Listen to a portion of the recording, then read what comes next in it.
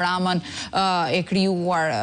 Kledit përshëndes, nuk e di çfarë konkretisht ke biseduar edhe më herët me përfaqësuesit e banorëve, por edhe me përfaqësuesit e IKMT-s, të cilët ditën e sotme kanë qenë prezente, me sa duket më njëherë pasi kanë parë prezencën e kamerave janë larguar. Përshëndetje Aneda, atëherë siç e keni parë dhe ju, ka le të themi një konflikt midis banorëve dhe institucioneve shtetërore këtu në rrugën Jordan Misja. 10 familje që jetojnë në një godinë këtu në rrugën Jordan Misja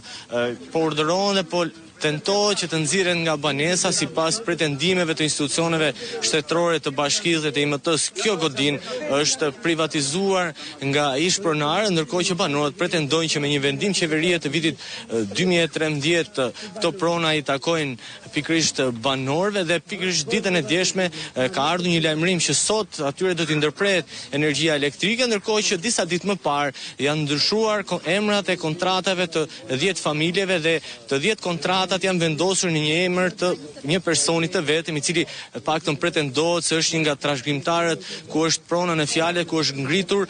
kjo godinë ku janë 10 familjet. Ato kërkojnë nga qeveria, por dhe nga institucionet ligjzbatuese që të njihet e drejta e tyre dhe të zbatohet vendimi i qeverisë në mënyrë që ato të marrin certifikatën e pronësisë sipas këtij vendimi të qeverisë. Megjithatë,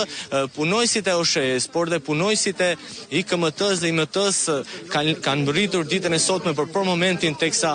banorët po diskutonin me një nga përfaqësuesit të OSHE-s, ato janë larguar për shkak të pranisë së kamerave dhe për shmangur debatet me banorët. Megjithatë, është ende e paqartë se si do të vijojë fati këtyre banorëve. Ato kërkojnë që këto prona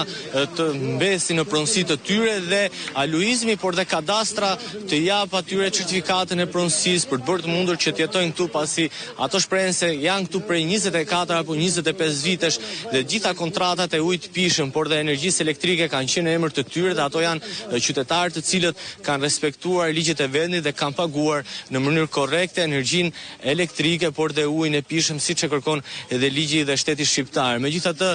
përfaqësuesit ligjor të banorëve kërkojnë që këto vendime dhe të mos zbatohen për momentin, pasi sipas tyre kjo çështje ka kaluar në gjykatë, gjykata duhet marrë një vendim nëse do dalin apo jo banorët dhe nëse kjo pronë takon atyre apo jo. Do të presim dhe do të kemi ndoshta një vendim gjykate, nuk kemi asnjë reagim nga institucionet, qoftë nga IKMT-ja, por dhe nga OSHE-ja dhe institucionet tjera të Bashkisë Tiranës apo institucionet të shtetit shqiptar. Megjithatë,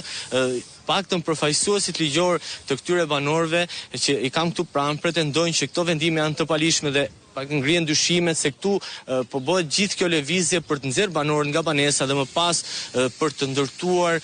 një pallat. Megjithëse Bashkia e Tiranës në mënyrë zyrtare e mohon që këtu mund të ketë një pallat, fillimisht banorëve është thënë që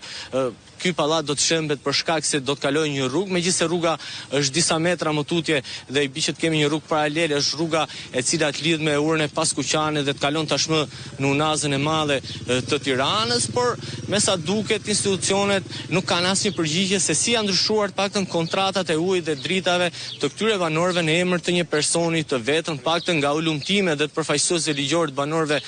nuk ka pasur një drejt dhe një akt ku ish-pronarët kanë deleguar dhe në mënyrë notariale kanë dhënë të drejtën personit në fjalë që të kaloj të gjitha kontratat e ujit. Të qëndrojmë pak këtu, Klajdi, pra ekziston një pronar faktik i kësaj toke, i kësaj ndërtese apo jo?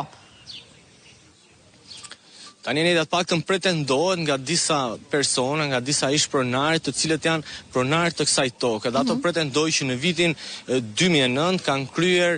të drejtën e parablerjes së kësaj godine, siç e parashikon dhe ligji, duke qenë se kanë prioritet si ish-pronarë, ndërkohë që sipas banorëve dhe sipas të gjitha të lënave paktën këtu në terren, asnjë nga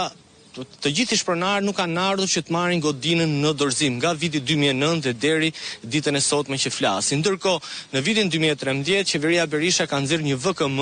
ku këtë godinë e kalon në pronësi të entit kombëtar të banesave dhe enti kombëtar i banesave kishte detyrimin që të 10 apartamente t'i kalonte në emër të këtyre familjeve dhe më pas kadastra të vendoste dhe t'jepte certifikatën e pronësisë dhe të regjistronte këto apartamente në emër të tyre. Por ndërkohë, pas rreth 12 vitesh, to banorë ende nuk e kanë marrë certifikatën e pronësisë dhe ditën e djeshme ka ardhur punojësit të OSHE-s për t'i lajmëruar për prerjen e energjisë, ndërkohë që ndryshimi i kontratave është bërë faktik dhe ato ato nuk kanë pasur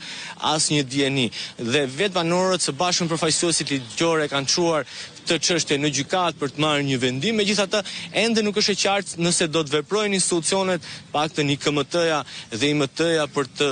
nxjerrë banorët nga banesat dhe për të prishur këto godin ku në këto godin paktën banorët pretendojnë që janë këtu prej 24 apo 25 vitesh. A mund të kemi më shumë zëra të banorëve Klajdi ose ndoshta edhe të vetë përfaqësuesve të këtyre banorëve, të cilët janë duke ndjekur në rrugë gjyqësore të gjithë procesin?